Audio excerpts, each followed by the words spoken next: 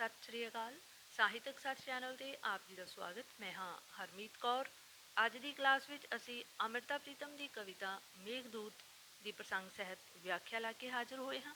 ਇਸ ਤੋਂ ਪਹਿਲਾਂ ਕਿ ਵਿਆਖਿਆ ਸ਼ੁਰੂ ਕੀਤੀ ਜਾਵੇ, ਚੈਨਲ 'ਤੇ ਨਵੇਂ ਜੁੜੇ ਵਿਦਿਆਰਥੀ ਚੈਨਲ ਨੂੰ ਸਬਸਕ੍ਰਾਈਬ ਕਰਨ ਦੇ ਨਾਲ ਬੈਲ ਦਾ ਬਟਨ ਵੀ ਦਬਾ ਸਕਦੇ ਹੋ ਅਤੇ ਇਸ ਚੈਨਲ ਦੀ ਪਲੇਲਿਸਟ ਦੇ ਵਿੱਚ ਜਾ ਕੇ ਹੁਣ ਤੱਕ ਜਾਰੀ ਕੀਤੀਆਂ ਲੈਕਚਰ ਲੜੀਆਂ ਨੂੰ ਸੁਣ ਕੇ ਆਪਣੀ ਕਲਾਸ ਦੇ ਸਿਲੇਬਸ ਸੰਬੰਧੀ ਸੰਪੂਰਨ ਜਾਣਕਾਰੀ ਹਾਸਲ ਕਰਦੇ ਰਹਿਣਾ ਤੇ ਨਾਲ ਹੀ ਇਸ ਚੈਨਲ ਨੂੰ ਆਪਣੇ ਹੋਰ ਵਿਦਿਆਰਥੀ ਸਾਥੀਆਂ ਦੇ ਨਾਲ ਸਾਂਝਾ ਕਰਨਾ ਨਾ ਭੁੱਲਣਾ, ਤਾਂ ਜੋ ਵੱਧ ਤੋਂ ਵੱਧ ਵਿਦਿਆਰਥੀਆਂ ਦੀ ਪੜ੍ਹਾਈ ਦੇ ਵਿੱਚ ਤੁਹਾਡਾ ਸਹਿਯੋਗ ਜਾਂ ਤੁਹਾਡਾ ਯੋਗਦਾਨ ਜੋ ਹੈ ਉਹ ਸ਼ਾਮਿਲ ਹੋ ਸਕੇ।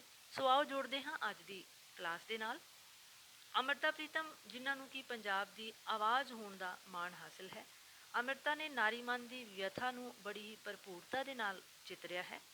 ਅਜੋਕੀ ਜਾਂ ਹਥਲੀ ਕਵਿਤਾ ਜੋ ਹੈ ਮੇਘਦੂਤ ਸਿਰਲੇਖ ਹੇਠ ਅੰਮ੍ਰਿਤਾ ਪ੍ਰੀਤਮ ਨੇ ਕਾਲੀਦਾਸ, ਜੋ ਸੰਸਕ੍ਰਿਤ ਦੇ ਕਵੀ ਹਨ, ਕਾਲੀਦਾਸ ਦੀ ਰਚਨਾ ਮੇਘਦੂਤ ਤੋਂ ਪ੍ਰਭਾਵਿਤ ਹੋ ਕੇ ਲਿਖੀ ਹੈ ਜਾਂ ਉਸ ਤੋਂ ਪ੍ਰੇਰਨਾ ਲੈ ਕੇ। ਅਸਲ ਦੇ ਵਿੱਚ ਇਸ ਕਵਿਤਾ ਨੂੰ ਸਮਝਣ ਦੇ ਲਈ ਸਾਨੂੰ ਕਾਲੀਦਾਸ ਦੀ ਰਚਨਾ ਮੇਘਦੂਤ ਦੇ ਬਾਰੇ ਸਪਸ਼ਟ ਹੋਣਾ ਬੇहद ਜ਼ਰੂਰੀ ਹੈ। ਕਾਲੀਦਾਸ ਨੇ ਮੇਘਦੂਤ ਰਚਨਾ ਦੇ ਵਿੱਚ ਜੋ ਅਲਕਾਪੁਰੀ ਦੇ ਰਾਜੇ ਸਨ, ਅਲਕਾਪੁਰੀ ਦੇ ਰਾਜਿਆਂ ਦੀ ਸੁਰੱਖਿਆ ਦੇ ਲਈ ਜੋ ਯਕਸ਼ ਹੁੰਦੇ ਸਨ, ਉਸ ਯਕਸ਼ ਨੇ ਕਿਸੇ ਸਮਾਗਮ ਦੇ ਵਿੱਚ ਜੋ ਹੈ ਸਮੇਂ ਦੀ ਜੋ ਪਾਬੰਦੀ ਸੀ ਉਸ ਨੂੰ ਨਜ਼ਰ ਅੰਦਾਜ਼ ਕੀਤਾ ਜਾਂ ਵਕਤ ਦੇ ਮੁਤਾਬਕ ਨਹੀਂ ਪੁੱਜਿਆ, ਤਾਂ ਅਲਕਾਪੁਰੀ ਦੇ ਰਾਜੇ ਨੇ ਉਸ ਨੂੰ 1 ਸਾਲ ਦਾ ਬਨਵਾਸ ਦੀ ਸਜ਼ਾ ਦੇ ਦਿੱਤੀ ਔਰ ਉਹ ਬਨਵਾਸ ਭੋਗਣ ਦੇ ਲਈ ਉਸ ਨੂੰ ਮੱਧ ਭਾਰਤ ਦੇ ਵਿੱਚ ਭੇਜ ਦਿੱਤਾ ਗਿਆ।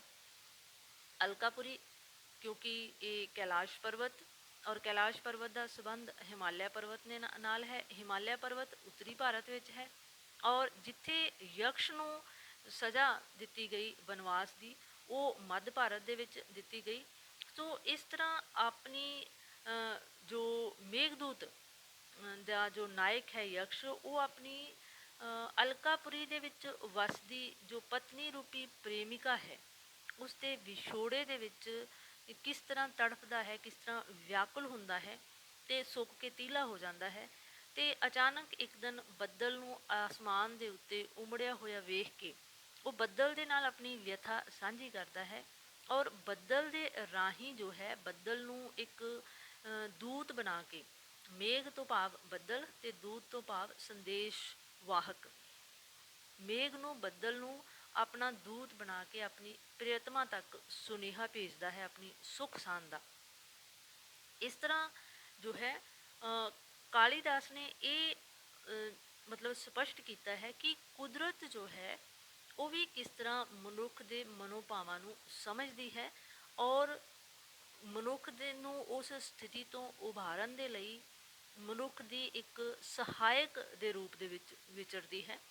ਸੋ ਇਸ ਰਚਨਾ ਤੋਂ ਪ੍ਰੇਰਿਤ ਹੋ ਕੇ ਅੰਮ੍ਰਿਤਾ ਪ੍ਰੀਤਮ ਨੇ ਇਸ ਕਵਿਤਾ ਦੇ ਵਿੱਚ ਲਿਖਿਆ ਹੈ ਕਿ ਜੋ ਆਧੁਨਿਕ ਨਾਰੀ ਹੈ ਜਾਂ ਆਧੁਨਿਕ ਮਨੁੱਖ ਜੋ ਹੈ, ਉਸ ਦੇ ਮਨ ਅੰਦਰਲੇ ਜੋ ਪ੍ਰੇਮ ਦੇ ਭਾਵ ਹਨ ਜਾਂ ਵਿਛੋੜੇ ਦੇ ਭਾਵ ਹਨ, ਉਹ ਕਿਸੇ ਤਰ੍ਹਾਂ ਵੀ ਉਸ ਯਕਸ਼ ਦੇ ਪ੍ਰੇਮ ਭਾਵਾਂ ਨਾਲੋਂ ਘੱਟ ਨਹੀਂ ਹਨ। ਇਹਨਾਂ ਦੇ ਵਿੱਚ ਵੀ ਓਨੀ ਹੀ ਤੀਬਰਤਾ ਹੁੰਦੀ ਹੈ। ਇਹ ਗੱਲ ਵੱਖਰੀ ਹੈ ਕਿ ਯਕਸ਼ ਜਾਂ ਉਸ ਦੀ ਪ੍ਰੇਮਿਕਾ ਜੋ ਸੀ ਅਲਕਾਪੁਰੀ ਵਿੱਚ ਵਸਦੇ ਸਨ, ਜੋ ਕਿ ਬੜੀ ਇੱਕ ਧਨਾੜ ਨਗਰੀ ਅਸੀਂ ਕਹਿ ਸਕਦੇ ਹਾਂ, ਕਿਉਂਕਿ ਜਿੱਥੇ ਦੇਵਤਿਆਂ ਦਾ ਨਿਵਾਸ ਦੱਸਿਆ ਜਾਂਦਾ ਹੈ। ਸੋ ਉਸ ਜਗ੍ਹਾ ਦੇ ਤੇ ਅਜੋਕੇ ਮਨੁੱਖ ਦੀ ਸਥਿਤੀ ਦੀ ਜਾਂ ਉਸ ਦੇ ਰਹਿਣ ਸਹਿਣ ਦੀਆਂ ਜੋ ਤੰਗੀਆਂ ਤੁਰਸ਼ੀਆਂ ਹਨ, ਬਾਵਜੂਦ ਇਹਨਾਂ ਜੋ ਵਖਰੇਵਿਆਂ ਦੇ, ਉਹਨਾਂ ਦੇ ਮਨ ਦੇ ਭਾਵ ਆਧੁਨਿਕ ਮਨੁੱਖ ਦੇ ਮਨ ਦੇ ਭਾਵ ਤੇ ਯਕਸ਼ ਜਾਂ ਉਸ ਦੀ ਪ੍ਰੇਮਿਕਾ ਦੇ ਮਨ ਦੇ ਭਾਵ ਜੋ ਹਨ, ਭਾਵੇਂ ਉਹ ਪ੍ਰੇਮ ਦੇ ਭਾਵ ਹਨ ਭਾਵੇਂ ਵਿਛੋੜੇ ਦੇ ਭਾਵ ਹਨ, ਉਹਨਾਂ ਵਿਚਲੀ ਤੀਬਰਤਾ ਜਿਹੜੀ ਹੈ ਉਹ ਇੱਕ ਸਮਾਨ ਹੈ। ਇਸ ਲਈ ਆਧੁਨਿਕ ਮਨੁੱਖ ਨੂੰ ਆਧਾਰ ਬਣਾ ਕੇ ਅੰਮ੍ਰਿਤਾ ਪ੍ਰੀਤਮ ਲਿਖ ਰਹੀ ਹੈ ਕਿ ਨਾ ਮੈਂ ਰਹਿੰਦੀ ਅਲਕਾਪੁਰੀ ਵਿੱਚ, ਕਿ ਨਾ ਤਾਂ ਅਸੀਂ ਅਲਕਾਪੁਰੀ ਦੇ ਵਿੱਚ ਵਸਦੇ ਹਾਂ, ਨਾ ਮੇਰੇ ਮਹਿਲੀ ਤਸਵੀਰਾਂ ਇੰਦਰ ਧਨੁਸ਼ ਜਿਹੀਆਂ, ਕਿਉਂਕਿ ਅਲਕਾਪੁਰੀ ਜਿਹੜੀ ਹੈ ਉਹ ਬਹੁਤ ਹੀ ਧਨਾੜ ਨਗਰੀ ਹੈ।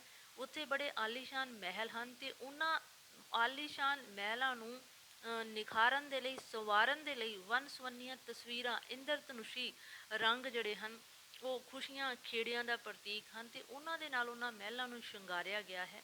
ਨਾ ਮੰਦਾਰ ਫੁੱਲ ਦੇ ਲੱਦੇ, ਤੇ ਜਿੱਥੇ ਮੰਦਾਰ ਫੁੱਲਾਂ ਦੇ ਲੱਦੇ ਹੋਏ ਖੂਬਸੂਰਤ ਰੁੱਖ ਹਨ, ਨਾ ਕੋਈ ਇੱਕ ਸਰੋਵਰ ਜਿਸ ਦੀਆਂ ਪੌੜੀਆਂ ਹੀਰੀਆਂ ਜੜੀਆਂ।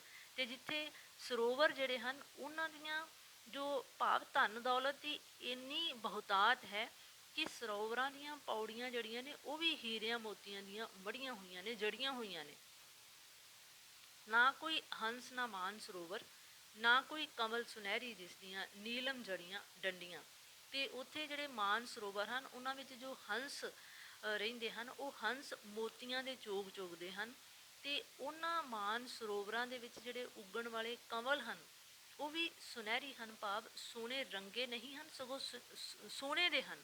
ਤੇ ਜਿਨ੍ਹਾਂ ਦੀਆਂ ਜੋ ਡੰਡੀਆਂ ਹਨ ਉਹ ਵੀ ਨੀਲਮ, ਭਾਵ ਹੀਰੇ ਮੋਤੀ ਜਵਾਹਰਾਤ ਜੋ ਕੀਮਤੀ ਧਾਤਾਂ ਨੇ ਉਹਨਾਂ ਦੀਆਂ ਜੜੀਆਂ ਹੋਈਆਂ ਹਨ। ਨਾ ਚੰਬੇਲੀ ਨਾ ਅਸ਼ੋਕ ਤੇ ਨਾ ਕੇਸਰ ਦੇ ਬੂਟੇ।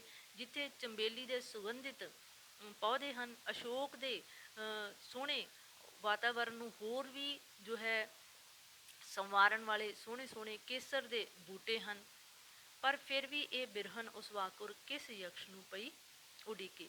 ਭਾਵ ਇੱਕ ਪਾਸੇ ਉਸਨੇ ਅਲਕਾਪੁਰੀ ਧਨਾੜ ਨਗਰੀ ਦਾ ਚਿੱਤਰਨ ਖਿੱਚਿਆ ਹੈ ਅੰਮ੍ਰਿਤਾ ਪ੍ਰੀਤਮ ਨੇ, ਕਿ ਉਸ ਨਗਰੀ ਦੇ ਵਿੱਚ ਧਨ ਦੌਲਤ ਦੀ ਕੋਈ ਕਮੀ ਨਹੀਂ ਹੈ, ਪਰ ਇਸ ਦੇ ਬਾਵਜੂਦ ਵੀ ਜਿਹੜਾ ਹੈ ਨਿੱਕੀਆਂ ਨਿੱਕੀਆਂ ਜਿਹੜੇ ਵਖਰੇਵੇਂ ਹਨ ਜਾਂ ਨਿੱਕੀਆਂ ਨਿੱਕੀਆਂ ਗੱਲਾਂ ਤੋਂ, ਜਿਸ ਤਰ੍ਹਾਂ ਯਕਸ਼ ਨੂੰ ਜੋ ਹੈ 1 ਸਾਲ ਦਾ ਬਨਵਾਸ ਦੇ ਦਿੱਤਾ ਗਿਆ ਹੈ, ਇਹ ਜਿਹੜੀ ਹਉਮੈ ਦੀ ਗੱਲ ਹੈ ਜਾਂ ਨੇਮ ਜਿਹੜੇ ਹਨ ਉਹਨਾਂ ਦੇ ਲਈ ਵੀ ਉਸੇ ਤਰ੍ਹਾਂ ਉਹਨਾਂ ਦੇ ਹਿਰਦੇ ਦੇ ਵਿੱਚ ਵੀ ਪ੍ਰੇਮ ਭਾਵ ਹਉਮੈ ਸਾਰਾ ਕੁਝ ਅੱਜ ਦੇ ਮਨੁੱਖ ਵਾਂਗ ਹੀ ਪੈਦਾ ਹੁੰਦਾ ਹੈ।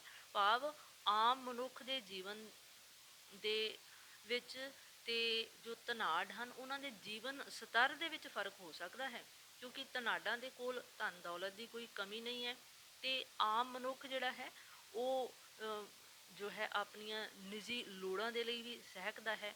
ਇੰਨੀਆਂ ਵਖਰੇਵਿਆਂ ਦੇ ਬਾਵਜੂਦ ਵੀ ਉਹਨਾਂ ਦੇ ਹਿਰਦਿਆਂ ਦੇ ਵਿੱਚ ਜੋ ਉੱਠਣ ਵਾਲੇ ਭਾਵ ਹਨ, ਭਾਵੇਂ ਉਹ ਪ੍ਰੇਮ ਦੇ ਭਾਵ ਹਨ, ਭਾਵੇਂ ਵਿਛੋੜੇ ਦਾ ਦਰਦ ਹੈ, ਵਿਰਹਾ ਦੀ ਜੋ ਵਿਲਕਣੀ ਹੈ ਜਾਂ ਤੜਪਣੀ ਹੈ, ਉਹ ਸਭ ਦੇ ਦਿਲਾਂ ਦੇ ਵਿੱਚ ਇੱਕੋ ਜਿਹੀ ਪੈਦਾ ਹੁੰਦੀ ਹੈ। ਪਰ ਫਿਰ ਵੀ ਉਹ ਬਿਰਹਨ ਉਸ ਵਾਕੁਰ ਕਿਸ ਯਕਸ਼ ਨੂੰ ਪਈ ਉਡੀਕੇ। ਕਵਿਤਰੀ ਇੱਥੇ ਕਹਿ ਰਹੀ ਹੈ ਕਿ ਅੱਜ ਦੀ ਜੋ ਨਾਰੀ ਹੈ ਉਹ ਆਪਣੇ ਪ੍ਰੀਤਮ ਪਿਆਰੇ ਦੇ ਵਿਛੋੜੇ ਦੇ ਵਿੱਚ ਉਸੇ ਤਰ੍ਹਾਂ ਵਿਲਕਦੀ ਹੈ ਜਿਸ ਤਰ੍ਹਾਂ ਯਕਸ਼ ਦੀ ਪ੍ਰੇਮਿਕਾ ਜਾਂ ਪਤਨੀ ਆਪਣੇ ਪ੍ਰੀਤਮ ਪਿਆਰੇ ਦੇ ਵਿਛੋੜੇ ਦੇ ਵਿੱਚ ਜੋ ਹੈ ਬੜੀ ਵਿਲਕ ਰਹੀ ਹੈ, ਬੜੀ ਬਿਰਹਣੀ ਦੀ ਅਵਸਥਾ ਦੇ ਵਿੱਚ ਬੜੀ ਵਿਆਕੁਲ ਹੈ। ਉਸਦੇ ਮਨ ਦੀ ਵਿਆਕੁਲਤਾ ਜਿਹੜੀ ਹੈ ਉਹ ਵੀ ਅੱਜ ਦੀ ਨਾਰੀ ਦੇ ਵਾਂਕਰ ਹੀ ਹੈ, ਪਰ ਉਸਨੂੰ ਤਾਂ 1 ਸਾਲ ਦੇ ਬਾਅਦ ਆਪਣੇ ਪ੍ਰੀਤਮ ਪਿਆਰੇ ਦੇ ਮੁੜ ਆਉਣ ਦੀ ਆਸ ਹੈ। ਪਰ ਅਜੋਕੀ ਨਾਰੀ ਜਿਹੜੀ ਹੈ ਉਸ ਦਾ ਪਤੀ ਰੂਪੀ ਯਕਸ਼ ਜੋ ਹੈ ਉਸਦੀ ਤਾਂ ਮਤਲਬ ਵਾਪਸ ਪਰਤਣ ਦੀ ਜਿਹੜੀ ਉਮੀਦ ਹੈ ਉਹ ਬੜੀ ਧੁੰਦਲੀ ਹੈ, ਕਿਉਂਕਿ ਅਜੋਕਾ ਮਨੁੱਖ ਜੋ ਹੈ ਆਪਣੀਆਂ ਜ਼ਿੰਦਗੀ ਦੀਆਂ ਲੋੜਾਂ ਦੀ ਪੂਰਤੀ ਦੇ ਲਈ, ਆਪਣੇ ਜੀਵਨ ਸਤਰ ਨੂੰ ਉੱਚਾ ਚੁੱਕਣ ਦੇ ਲਈ ਜਾਂ ਆਪਣੀ ਜ਼ਿੰਦਗੀ ਦੀਆਂ ਜੋ ਖਾਣ ਪੀਣ ਦੀਆਂ ਜੋ ਮੁੱਢਲੀਆਂ ਲੋੜਾਂ ਹਨ ਉਹਨਾਂ ਦੀ ਪੂਰਤੀ ਦੇ ਲਈ ਹੀ ਆਪਣੇ ਪ੍ਰੀਤਮ ਪਿਆਰਿਆਂ ਤੋਂ ਦੂਰ ਹੋ ਕੇ ਜੋ ਇੱਕ ਬਨਵਾਸੀਆਂ ਜਿਹੀ ਜ਼ਿੰਦਗੀ ਬਤੀਤ ਕਰਦਾ ਹੈ। ਤੇ ਭਾਵੇਂ ਯਕਸ਼ ਵਾਕੁਰਾਂ ਕਿਧਰੇ ਰਾਮਾ ਗਿਰ ਬਨਵਾਸੀ ਹੋ ਕੇ ਮੇਰਾ ਸਾਜਨ ਨਹੀਂ ਗਿਆ। ਕਵਿਤਰੀ ਕਹਿ ਰਹੀ ਹੈ ਕਿ ਅਜੋਕੀ ਨਾਰੀ ਦਾ ਪ੍ਰੀਤਮ ਪਿਆਰਾ ਜੋ ਹੈ ਉਹ ਯਕਸ਼ ਵਾਂਗ ਕਿਸੇ ਸਰਾਪ ਅਧੀਨ ਜੋ ਹੈ ਕਿਸੇ ਸਜ਼ਾ ਦੇ ਅਧੀਨ ਬਨਵਾਸ ਦਾ ਜੋ ਦਰਦ ਹੈ ਉਸਨੂੰ ਨਹੀਂ ਭੋਗ ਰਿਹਾ। ਮੇਰਾ ਪ੍ਰੀਤਮ ਪਿਆਰਾ ਮੇਰਾ ਸਾਜਨ ਯਕਸ਼ ਵਾਂਗ ਜੋ ਹੈ ਉਸਨੂੰ ਜ਼ਬਰਦਸਤੀ ਭੇਜਿਆ ਨਹੀਂ ਗਿਆ, ਸਗੋਂ ਉਹ ਤਾਂ ਆਪਣੀਆਂ ਮਜਬੂਰੀਆਂ ਦਾ ਸਤਾਇਆ ਹੋਇਆ ਆਪਣੇ ਘਰ ਤੋਂ ਪਰਿਵਾਰ ਤੋਂ ਦੂਰ ਹੈ। ਪਰ ਫਿਰ ਵੀ ਯਕਸ਼ ਵਾਕੁਰਾਂ ਉਸਦੀ ਮਿਲ ਸਕਣਾ ਤੇ ਤੜਕ ਸਕਣਾ ਪਹੁੰਚ ਤੋਂ ਦੂਰ ਰਿਹਾ। ਪਰ ਹਾਂ, ਜਿਸ ਤਰ੍ਹਾਂ ਯਕਸ਼ ਦਾ ਔਰ ਯਕਸ਼ ਦੀ ਪ੍ਰੇਮਿਕਾ ਜਾਂ ਪਤਨੀ ਦਾ ਇੱਕ ਦੂਜੇ ਨੂੰ ਤੱਕ ਸਕਣਾ ਉਹ ਬੜਾ ਮੁਸ਼ਕਿਲ ਸੀ, ਨਾਮੁਮਕਿਨ ਸੀ ਉਸ ਸਮੇਂ ਦੇ ਵਿੱਚ, ਠੀਕ ਇਸੇ ਤਰ੍ਹਾਂ ਅੱਜ ਦਾ ਮਨੁੱਖ ਜੋ ਹੈ ਉਹ ਵੀ ਆਪਣੇ ਪ੍ਰੀਤਮ ਪਿਆਰਿਆਂ ਨੂੰ ਮਿਲ ਸਕਣ ਦੇ ਲਈ ਜਾਂ ਉਹਨਾਂ ਨੂੰ ਤੱਕ ਸਕਣ ਦੇ ਲਈ ਜੋ ਹੈ ਉਹ ਇੱਕ ਤਰ੍ਹਾਂ ਦੇ ਨਾਲ ਇੰਨਾ ਮਜਬੂਰ ਹੈ ਕਿ ਉਹਨਾਂ ਦੀ ਪਹੁੰਚ ਤੋਂ ਦੂਰ ਹੋ ਗਿਆ ਹੈ ਆਪਣੇ ਪ੍ਰੀਤਮ ਪਿਆਰੇ ਨੂੰ ਵੇਖ ਸਕਣਾ ਜਾਂ ਉਸ ਨੂੰ ਮਿਲ ਸਕਣਾ। ਤੇ ਤੂੰ ਬੱਦਲ ਅੱਜ ਬੈਠ ਗਿਆ ਮੇਰੀ ਬਾਰੀ ਅੱਗੇ ਆ ਕੇ। ਇਸ ਤਰ੍ਹਾਂ ਕਵਿਤਰੀ ਨੇ ਇੱਕ ਬੱਦਲ ਨੂੰ ਆਕਾਸ਼ ਦੇ ਵਿੱਚ ਉਮੜਿਆ ਹੋਇਆ ਵੇਖ ਕੇ ਉਸੇ ਮੇਘਦੂਤ ਦੀ ਨਾਇਕ ਜਾਂ ਨਾਇਕਾ ਨੂੰ ਆਧਾਰ ਬਣਾ ਕੇ ਇਸ ਕਵਿਤਾ ਦੀ ਸਿਰਜਣਾ ਕਰਦਿਆਂ ਹੋਇਆਂ ਲਿਖਿਆ ਹੈ ਕਿ ਹੇ ਬੱਦਲ ਤੂੰ ਅੱਜ ਮੇਰੀ ਬਾਰੀ ਦੇ ਅੱਗੇ ਬੈਠ ਗਿਆ ਹੈ। ਤੈਨੂੰ ਵੇਖ ਕੇ ਮੈਨੂੰ ਲੱਗਦਾ ਹੈ ਕਿ ਯਕਸ਼ ਵਾਂਗ ਤੈਨੂੰ ਭੇਜਿਆ ਉਸਨੇ ਵੀ ਦੂਤ ਬਣਾ ਕੇ, ਕਿ ਮੇਰਾ ਪ੍ਰੀਤਮ ਪਿਆਰਾ ਜੋ ਹੈ ਉਸਨੇ ਵੀ ਤੈਨੂੰ ਭਾਵ ਬੱਦਲ ਨੂੰ ਆਪਣਾ ਦੂਤ ਆਪਣਾ ਸੰਦੇਸ਼ ਵਾਹਕ ਬਣਾ ਕੇ ਆਪਣੇ ਹਾਲ ਚਾਲ ਦਾ ਸੁਨੇਹਾ ਮੇਰੇ ਤੱਕ ਭੇਜਿਆ ਹੈ। ਇੱਥੇ ਇੱਕ ਪ੍ਰਸ਼ਨ ਚਿੰਨ੍ਹ ਪੈਦਾ ਹੋ ਰਿਹਾ ਹੈ।